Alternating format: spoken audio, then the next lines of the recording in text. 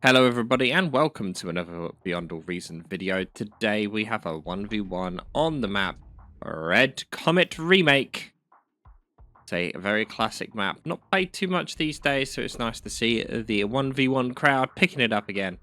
And our contestants of today is InDaClub in red playing Armada, and his opponent is Ubivator in blue. Also Armada, so we have a Armada only 1v1 today. Very rarely do you see these, so it's nice to see both players picking up arm today. And one of those reasons may be very much because of how little metal there is in these starting positions. And due to you having to go not wind, because the wind's rubbish. Both players are going to need to invest more metal into solar, which means they're going to have less metal in general. So we may see vehicles being transitioned to a bit later on, but early game, it's going to be all about them bots. And as the first few ticks come out from Ubivator, and InDaClub doing the same, but actually starting with a pawn himself first. And we'll see how much economy Ubivator can get up before he gets any more combat units out, with only sending 2 ticks across the map. That one gets caught off, but this one manages to survive. Will it get anything? No, it's just going to sit there for now.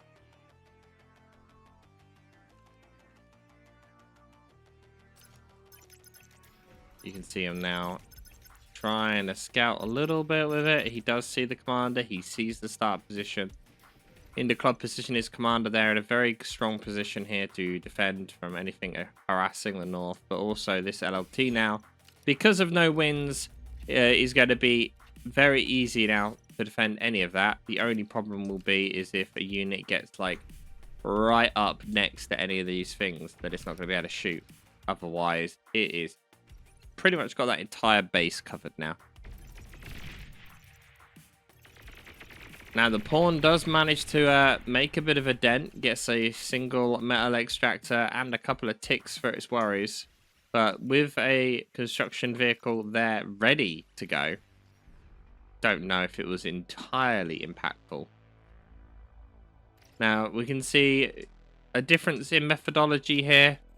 Ubivator keeping his commander in base at the moment, using the build power of the commander to try and push out more and more units as quick as possible, as well as building additional energy when required. Whereas his opponent, InDaClub here, using his commander to push out instead and keeping the construction bots, which are obviously very fragile, in the base to help with construction. Now, great raid there by Ubivator, managing to take out all of the work that InDaClub just built. And rather than getting the LLTs down first, he's deciding to go back to building the metal extractors first as well. Now we do see a bit of a line of ticks forming by InDaClub already. But Ubivator now with quite a few combat units out, and we can see here that a lot of constructors queued up by InDaClub, and this is going to force him to have to build another LLT in the base to try and defend it. Ubivator with pretty much full map control right now, but doesn't really mean anything at this stage of the game.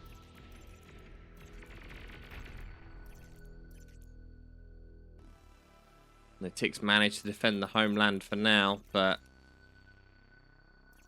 we can see that the spreading out plan of Ubivator is working out more advantageous so far.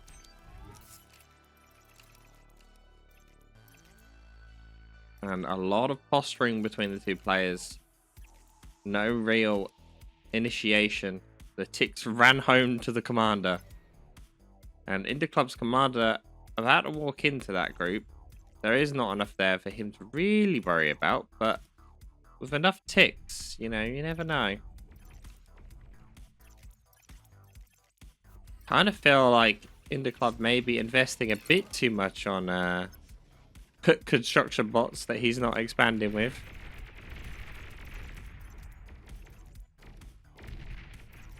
InDaClub's ticks here is trying to find a hole to break through. They have already been spotted though and will be mopped up relatively quick. More important is this fight going on at the bottom that is now stopped. But a construction bot has headed out with the attempt to try and start expanding.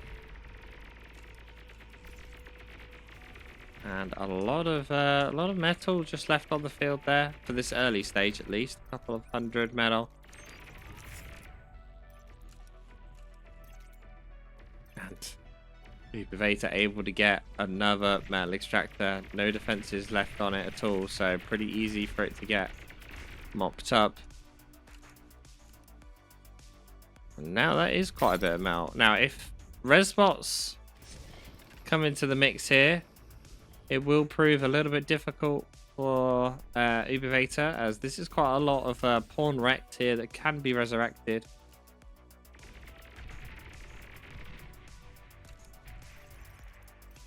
This tick probably not able to actually get anything. No.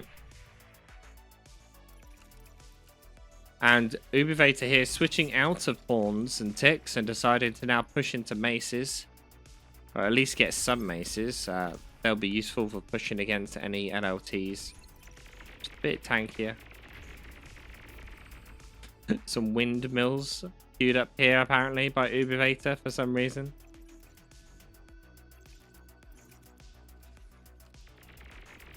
Which doesn't look like it's going to matter, because it does seem like if InDaClub noticed, yes he didn't, but the units managed to get it anyway. He did manage to get that expanding construction vehicle, and that's quite important.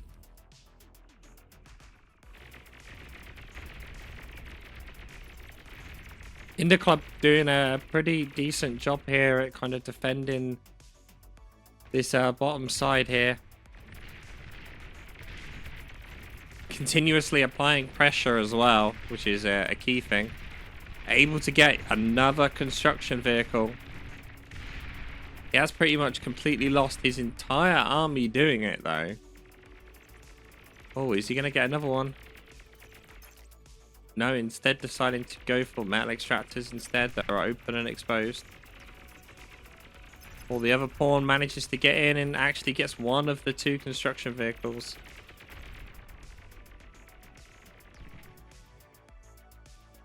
A lot of chasing behind things, like yeah, another pawn here is like able to get another metal extractor of Ubivator.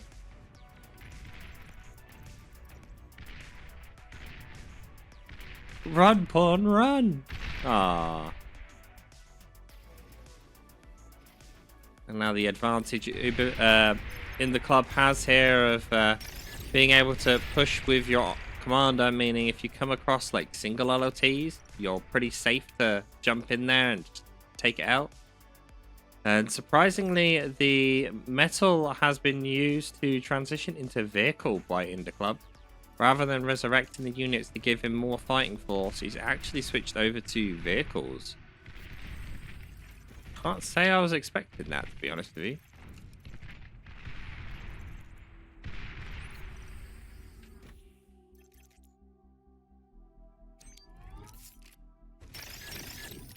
What does InDaClub have lined up? We see Janus, Missile Truck, Stout, Janus, Stout. Oh, but InDaClub's commander now in a pretty somewhat precarious situation here. He is surrounded by a forest of LLTs, but he has expanded to the point where he is quite a bit surrounded. And as we watch these maces just make their way into that field of LLTs, they're going to make very, very short work of them.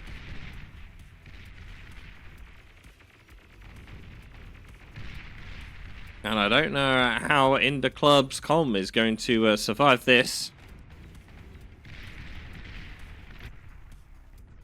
Also, a few pawns make it in along the bottom here. We'll get, res bots, 2 res bots. Will they get the constructor in time? They do from splash damage. That's quite a big loss for InDaClub. He doesn't really have any expansion going on whatsoever.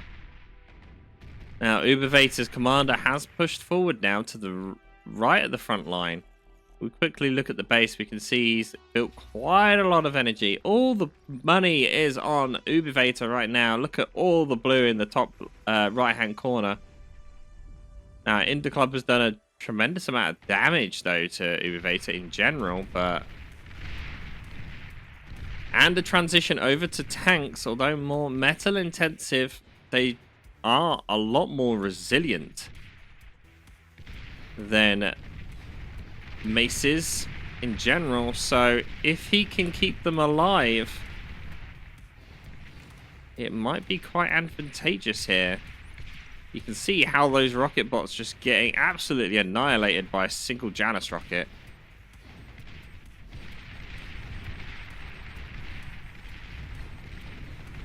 Keeping enough pressure on, but you can see for every one tank that InDaClub is losing, 2, 3, maybe even 4 units of Ubivator are being destroyed.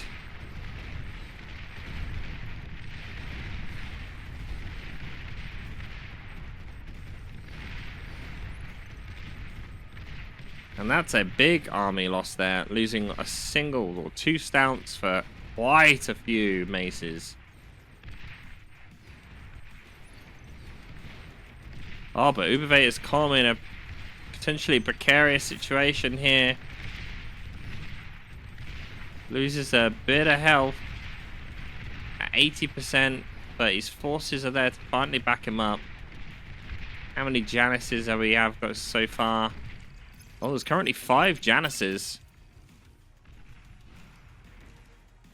6th one there already. Centurion has just wandered into InDaClub's base here. That got quite far, considering.